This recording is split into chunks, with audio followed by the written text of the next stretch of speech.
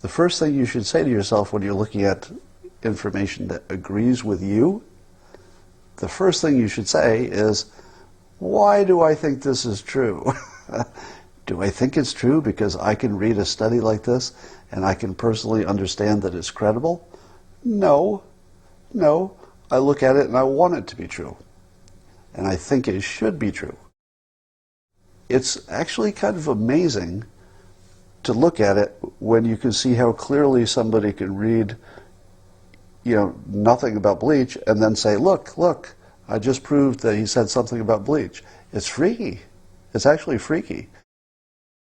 So, how do you think the news will report the story about their own lack of credibility? Will the news business say, hey, there's a study that says nobody believes us? I guess there's a good reason for that.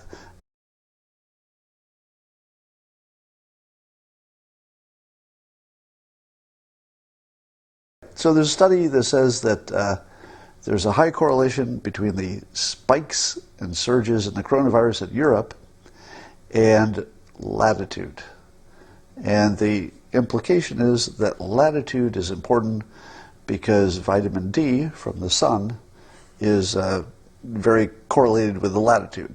So as the Earth is rotating during the year, the different parts of the sun will get more sun exposure. But here's the thing that most people don't know. And maybe I don't know it either, because when I tell you this, I might be getting it wrong.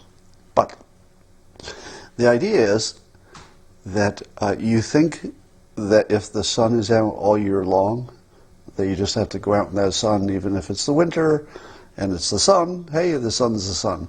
But it turns out winter sun is almost useless for vitamin D. Did you know that? Did you know that getting sun in the winter doesn't help that much for vitamin D? So it has to do with the latitude, blah, blah, blah. But getting, say, 20 minutes in the middle of the summer, it's not just because it's hotter or whatever, it's a more direct vitamin D hit during certain seasons. So this study showed that, or it tried to show, of course it was debunked in about a minute and a half.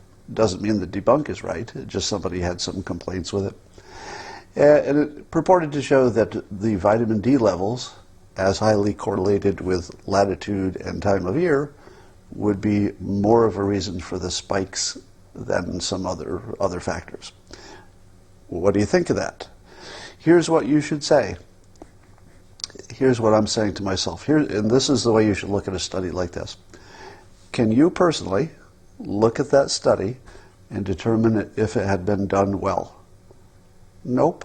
Bet you can't. Even if you're a scientist, I'll bet you can't read a study and say it's good or bad just by reading a report. You can't do that. So what percent odds should you put on something that's a report? It's a scientific, it shows its work. Low. I think 50% of published papers eventually get debunked.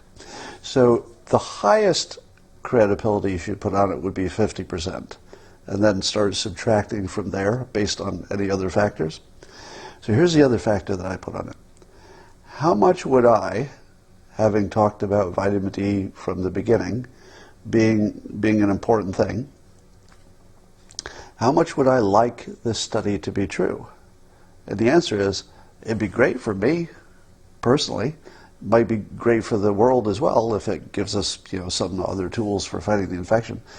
But my bias is that since I am on record for publicly talking about the likelihood that vitamin D would be a big factor, wouldn't I love to be right? I would, right? I want this study to be true. So, the first thing you should say to yourself when you're looking at information that agrees with you, the first thing you should say is, why do I think this is true? Do I think it's true because I can read a study like this and I can personally understand that it's credible? No, no. I look at it and I want it to be true. And I think it should be true. So therefore I'm willing to buy into a thing that has no better than 50% credibility and probably lower after people have looked at it and debunked its methodology. So I wouldn't put too much credibility in there, but that's just one thing that's out there. All right, here is the most fascinating example of cognitive dissonance I've seen in a while. And you're almost going to have to look at this yourself to believe that I'm telling you the truth. And it's a little bit of one of these Yanni and Laurel things where there's an actual, an illusion of some kind that's in this story, and you're going to see it, and it's fascinating. So there was a tweet by Vox.com writer Aaron Rupar, and you've probably seen him on social media. He's a pretty big presence on social media, and he's a big anti-Trumper, etc. And so here's what he tweeted, or was this what he was talking about? It was either what he tweeted or was talking about. Asked about Trump's. This is Face the Nation did an interview with Dr. Birx. And Face the Nation asked Dr. Birx about that episode in which President Trump was accused of suggesting drinking bleach to fight the coronavirus, which, don't do that, it would kill you. But, of course, he never said drinking, and he never said bleach. He did say injecting disinfectants in the context of light as the disinfectant. So, Face the Nation, interestingly, when they asked the question about this, they actually framed it correctly. I was not expecting that. So Face the Nation actually couched the question as a discussion about light as a disinfectant. I think it's the first time I've seen it. Have you seen anybody else correctly say that he was talking about light? So Face the Nation gets it right, and they talk about light, and they don't say bleach, they don't say drank, because none of those things happened in any reality. So the first thing I'd like to say is, shout out to Face the Nation. You got something wrong that almost all the other news organizations to this day still get wrong. So, shout out to you. So, what does Aaron Rupar say about that?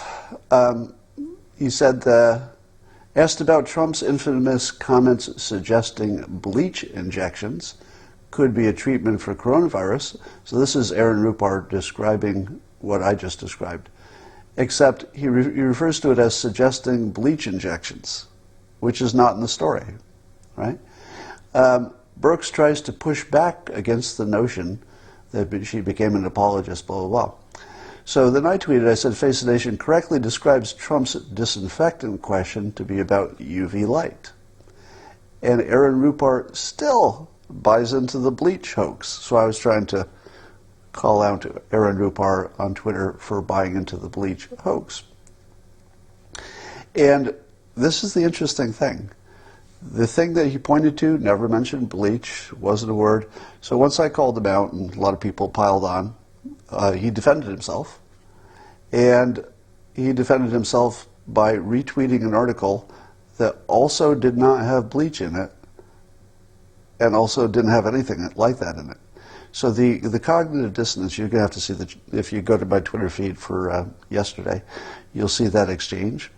And you'll see that even after it's pointed out that there's nothing in the video that says anything about injecting bleach, he tweeted the clip to me and said, there you go, there's the thing proving that I'm right, and it's not in there.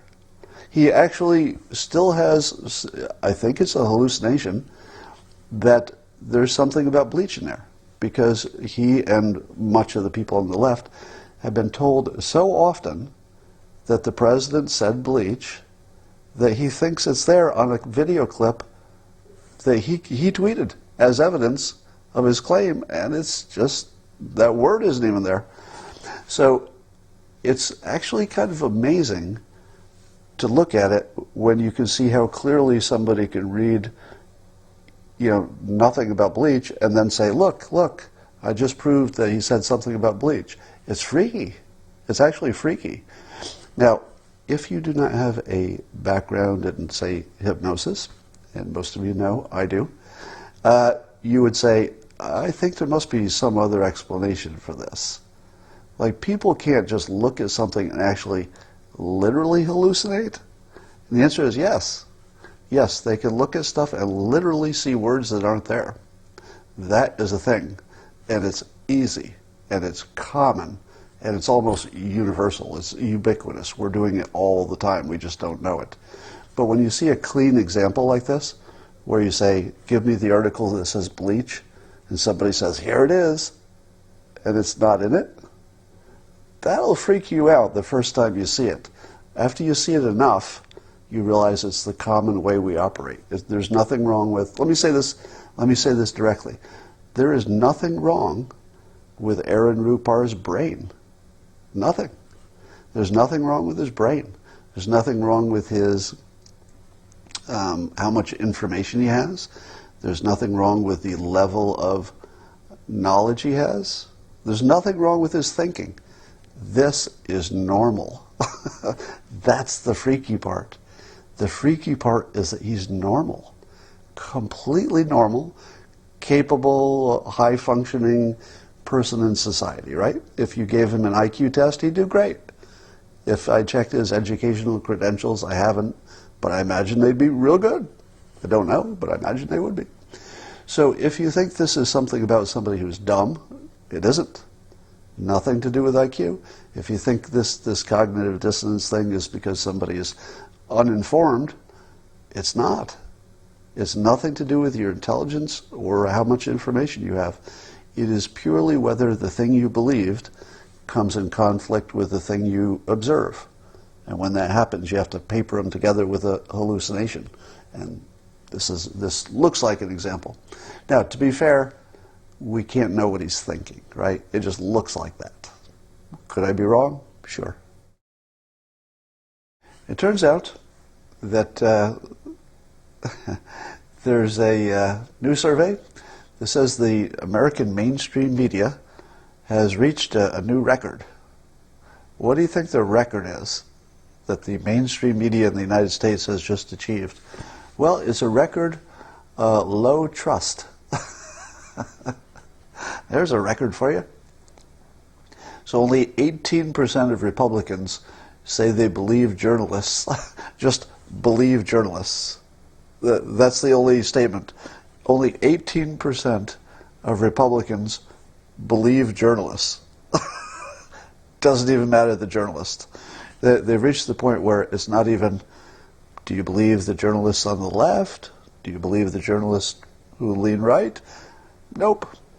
Just 18% of Republicans are all that's left who trust journalists. On the other side, apparently Democrats, 56% of them believe that journalists and reporters are purposely trying to mislead. Wait, no. Whatever the number is, the number of Democrats by a majority actually think that the news is real. I don't know what to say about that. How could you be paying attention to anything and think that the news is real in 2021? I don't know how you would come to that conclusion based on anything that we've been watching. So that's journalism. So they're at an all-time low in trust. Now, as Megyn Kelly tweeted, do you think that journalists and the news business, do you think they take any responsibility for the fact that they have the lowest trust of all time? I doubt it. I doubt it. I'll bet every one of them thinks it's President Trump's fault, or partly my fault, for saying bad things about the news. So how do you think the news will report the story about their own lack of credibility? Will the news business say, hey, there's a study that says nobody believes us? I guess there's a good reason for that, and let us report to you all of the hoaxes that have been perpetrated through the journalists, and you can see exactly why people don't trust us. Probably not. Probably won't do any honest reporting on themselves. Although it was the UK, the Daily Mail that reported on this. So oddly enough, the one thing I trust that's in the news is news about how you shouldn't trust the news. And maybe I should reassess that. Maybe I should just don't trust anything. That would be easier.